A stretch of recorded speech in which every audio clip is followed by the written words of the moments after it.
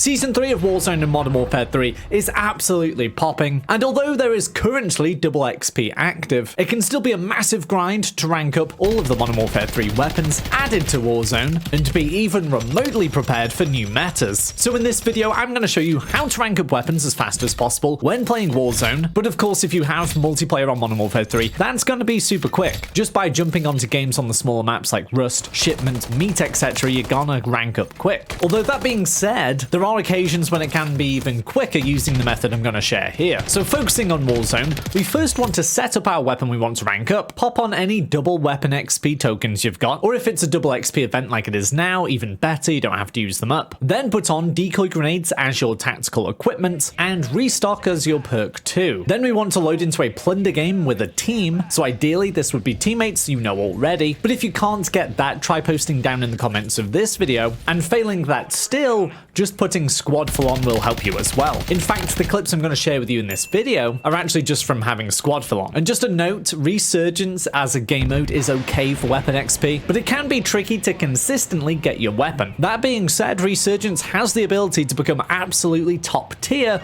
if you do get in a game which drops the high stakes crates. Capture one of these and your whole squad gets double XP for the whole game. So if you have a double XP token on already, this goes up to 4 times XP. But anyway, back to the more consistent method in Plunder. Before we even get into the game, we can get weapon XP with pre-lobby kills. Sometimes you'll get a long pre-lobby with people AFK that you can absolutely destroy whilst you wait for the main game. And these kills will count as much as proper kills in the game in terms of XP. Then once we're actually in the main game, we immediately have an advantage over other modes because in Plunder we spawn in with our loadout and respawns are enabled for the whole game. Okay, so straight from the plane, we want to aim to go somewhere quite remote on the map that has a good density of contracts. And this is because we're going to essentially loot our way to ranking up our weapons. When we go towards a remote area with our team, we want to grab a most wanted contract. These are so overpowered because not only do you get 2,800 XP for completing them, you can reduce the timer on the contract by 10 seconds every time you or your team loot something. And that's including loot boxes, bags, cabinets, and cash registers. So if 4 of you are all running around doing this,